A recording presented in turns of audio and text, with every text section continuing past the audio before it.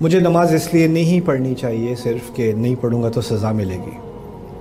اصل میں قرآن نے نماز کے مقاصد، اصل مقصد کیا ہے کہ میرا رب مجھے یاد رہے، اقیم الصلاۃ لذکری، اپنے رب کو یاد رکھنا۔ اور پھر کہا ہے ان الصلاۃ تنہی عن الفحشاء والمنکر، کہ نماز بے حیائیوں سے اور گناہوں سے روکنے والی چیز ہے۔ میں نے نماز کی طرف آنا ہے اپنی حفاظت کے لیے۔ اگر سارا رشتہ میرا نماز کے ساتھ صرف یہ ہے کہ میں عذاب سے بچنے کے لیے نماز پہ آ رہا ہوں، تو بس وہ حاضری دے کے میں فوراً نکل جاؤں، چلو منیمم ریکوائرمنٹ پوری ہو گئی۔ میں نماز کے لیے کی طرف اپنی صحت کے لیے نہیں آ رہا، اپنی بہتری کے لیے نہیں آ رہا، اپنے دل کو زیادہ مضبوط کرنے کے لیے نہیں آ رہا، بس عذاب سے بچنے کے لیے آ رہا ہوں۔ یہ بہت ہی منیمم قسم کا تعلق ہے نماز کے ساتھ، اور میرے نزدیک یہ بہت نیگیٹو قسم کا تعلق ہے۔ یہ تو اس طرح کہنا ہے کہ میں اپنی امی کو جا کے سلام اس لیے کہتا ہوں کہ نہیں کہوں گا تو وہ تھپڑ ماریں گی۔ ماں کو جا کے سلام اس لیے کہا جاتا ہے کہ اس سے مجھے اس سے محبت ہے۔ میرا دل نہیں مانتا کہ میں جا کر سلام نہ کروں، اٹھ کر گلے نہ لگاؤں۔ تو جس چیز سے محبت ہو جائے نا، تو وہ انسان، انگلش میں وہ کہتے ہیں a labor of love۔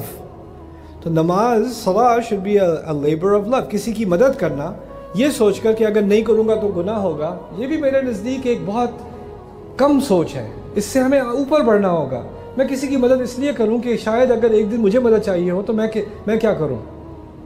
اور اللہ تعالیٰ نے یہ جو تحفہ مجھے دیا ہے، یہ انسان میرے جو سامنے ہے جس کو مدد کی ضرورت ہے، یہ تحفہ دیا ہے مجھے ایک، کہ اس کے ذریعے میں اپنے گناہ معاف کروا لوں۔ اس کے ذریعے اللہ تعالیٰ نے مجھے اپنی خدمت کرنے کا ایک موقع دیا ہے۔ جیسے موسیٰ علیہ السلام نے 2 لڑکیوں کی مدد کی، مدین میں جا کر درخت کے نیچے بیٹھے اور کہتے ہیں ربی انی لما انزلت الی من خیر فقیر۔ اس کے معنی میں سے ایک معنی یہ بھی ہے، میرے رب ابھی جو تو نے مجھے اچھا کام کرنے کا موقع دیا، اگر کوئی اور بھی خیر کرنے کا موقع مجھے دے دے تو میں اس کا محتاج ہوں، اس کا فقیر ہوں۔ ان کو ایک رغبت ہے کہ میں کوئی اور اچھا کام کروں۔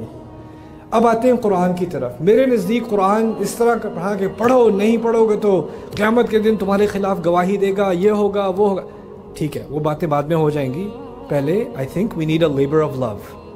پہلے وہ جس چیز کی ہمیں ضرورت ہے کہ یہ قرآن الرحمن نے بھیجا، الرحمن علم القرآن، شدید محبت اور خیال کرنے والا الرحمن۔ رحمت کے لفظ سے آپ کو عربی کے جو اس کے معنی ہیں وہ سامنے نہیں آتے اتنی آسانی سے اردو میں۔ رحمت میں شدید محبت بھی ہے اور خیال کرنا بھی ہے۔ جس ہستی کو مجھ سے اتنی شدید محبت کہ کسی اور کو مجھ سے اتنی محبت نہیں جتنی اس کو ہے، اور جتنا وہ میرا خیال کرتا ہے کسی اور کو میرا اتنا لحاظ نہیں، اتنا خیال نہیں جتنا اس کو ہے۔ اس نے اپنی محبت کی بنیاد پر فیصلہ کیا کہ وہ مجھے قرآن سکھائے۔ الرحمن علم القرآن۔ اور قرآن میں کیوں پڑھوں؟ اس لیے نہیں پڑھوں کہ نہیں پڑھو گے تو گناہ ہوگا یا گلٹ کی بنیاد پر، کیونکہ ہوا کیا ہے کہ ہمارے کلچر میں سارا کا سارا اسلام گلٹ کی بنیاد پر کھڑا ہے۔ نماز نہیں پڑھو گے تو یہ گناہ ملے گا، یہ نہیں کرو گے تو یہ ہوگا، یہ نہیں کرو گے تو یہ ہوگا، شرم کرو شرم کرو شرم کرو شرم کرو، guilt guilt guilt guilt guilt. اور جتنا آپ گلٹ کرو گے اتنی محبت کم ہوتی چلی جائے گی۔ تو یہ بنیادی جو تعلق ہے ہمارا قرآن کے ساتھ، وہ الرحمن کے ساتھ تعلق ہے، وہ محبت کا تعلق ہے۔ اور وہ ایک دفعہ پیدا ہو جائے تو پھر تو کیا کہنے ہیں انشاءاللہ۔